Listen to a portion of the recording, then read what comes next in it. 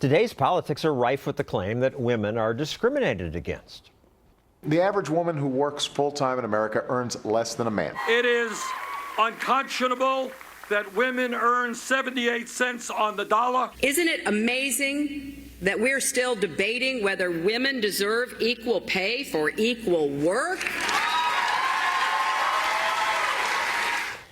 Ariane Higovich of the Institute for Women's Policy Research agrees with that. Women work and they still make less, and particularly they make less when they have college degrees. And there's not a difference in how hard they work or how much time off they take or what they study in college? There's no reason for it, just sexism?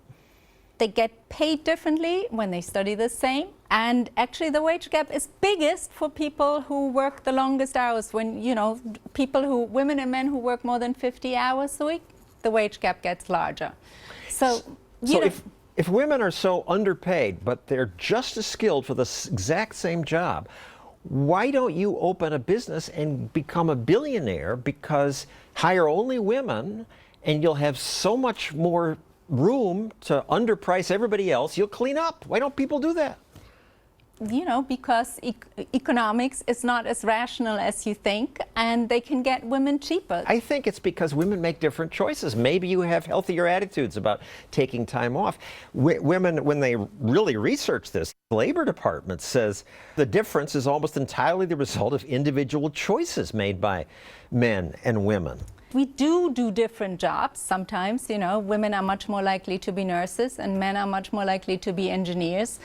Why do we pay nurses less than engineers? A lot of it is bias and prejudice, and also there aren't just basic differences between men and women, boys and girls, aptitudes, interests. Don't boys prefer to play sports? Girls prefer dance? Isn't that biological? Have you just looked at the World Cup in soccer for women? Yeah, there great. Are lots of girls, but it's not lots. It's fewer. Kids are incredibly good at blending into their environment, and when they are that little, they really want to copy what's going on. Not their parents necessarily, but they're incredibly good antenna for figuring out so it's how the to social blend influence of society. But then when they grow up, just because you play with a Barbie doesn't mean that you are less good at math or that you are... No, nobody's saying that. But you were saying that, no? You were saying that they play with Barbies and that means